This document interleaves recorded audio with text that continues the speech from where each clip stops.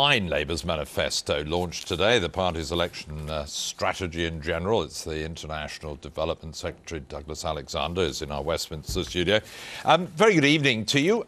Give us an idea of who you feel the manifesto's aimed at. Who are you trying to appeal to?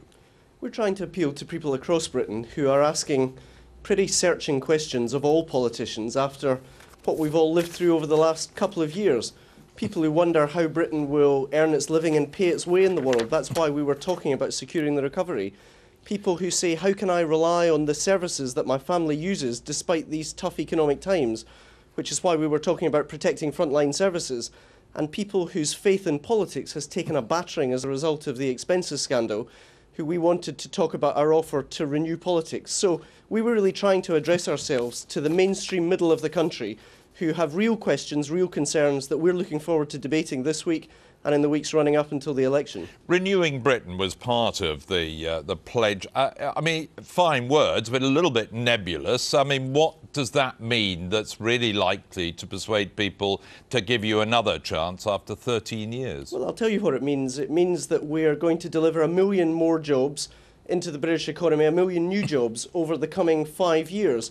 We're going to do that by equipping people in Britain with the skills that they need, the infrastructure that the country requires, so that we've got balanced economic growth in the years ahead. But as well as delivering the growth that the country needs by securing the recovery, we're also determined to make sure that we protect the very services on which people rely.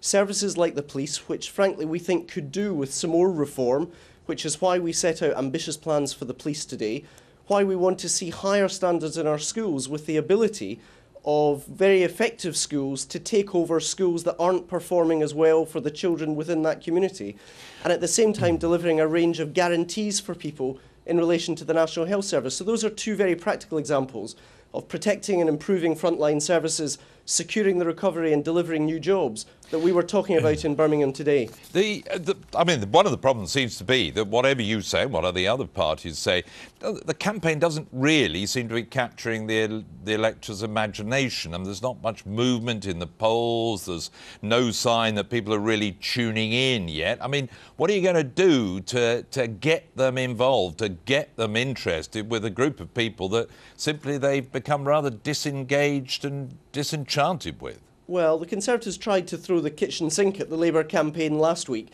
After many months of telling us that they could cut their way to recovery, they've spent the last few days apparently trying to spend their way to victory. No, I asked you what you're going to do to try and catch the imagination. I believe you represent the Labour Party, so I just thought I'd give you a chance to appeal to the public rather than to just have a go at the other parties. Well, if you just let me finish the point, that was really what characterised last week, which was an argument about national insurance and really the beginning of the campaign. My sense is this week is going to be a very big week for the general election, not just for those of us participating in it, but the people watching this programme who have got a choice to make in the weeks ahead. We've got the Labour manifesto today.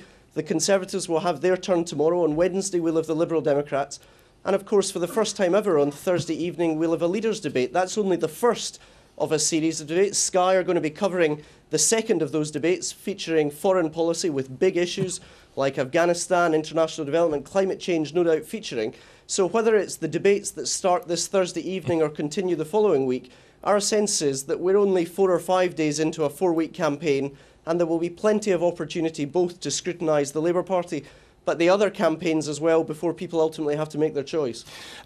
You're responsible in part for the campaign and for the part of being behind the manifesto. It wasn't the smoothest of starts today. You've come in for some flack over the fact that you launched it in a brand new NHS hospital, which certainly the Tories are saying that's a flagrant breach of the rules. They're reporting that the Cabinet Secretary, they're saying it's an unfair advantage. That is true, isn't it? No, it's nonsense, actually. It's simply not true.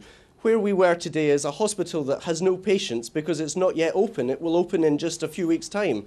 We approached the construction companies who are still working on the site and asked for their permission to use the facility. They were happy to do so.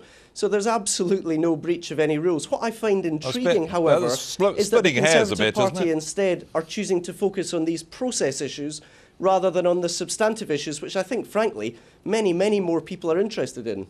Yeah, but you know what the charge is there, an unfair advantage, the government trying to put its party brand on the NHS. No, we don't know who's going to be the government of the country in just a few weeks' time. I'm working very hard to try and make sure that it's a Labour government.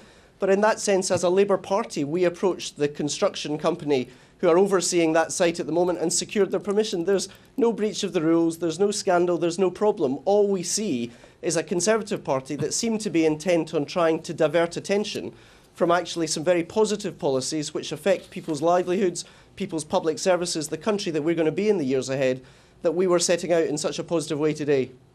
What about those 3 former Labour MPs up on expenses fraud charges who are now seemingly going to get legal aid? In other words, the public is going to carry on paying for helping them out. Well, listen, all of us have been appalled by what has been uncovered in recent months in relation to the expenses scandal, and I think all politicians of all political parties have to show real humility to the public because it simply wasn't acceptable.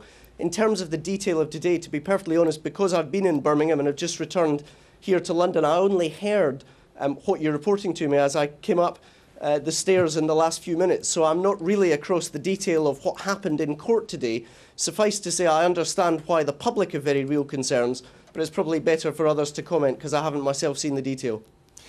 So, are you still in the race here? Are you going to better persuade people that after 13 years you've really got something new to offer? Absolutely. This is not game over, it's game on for the Labour Party. As Gordon Brown said today in Birmingham, we're in the future business because we believe we've got better answers than our opponents to how do we secure the recovery, the most immediate and pressing challenge that we face, how do we protect those public services, and after the question you've just asked me, how do we clean up politics?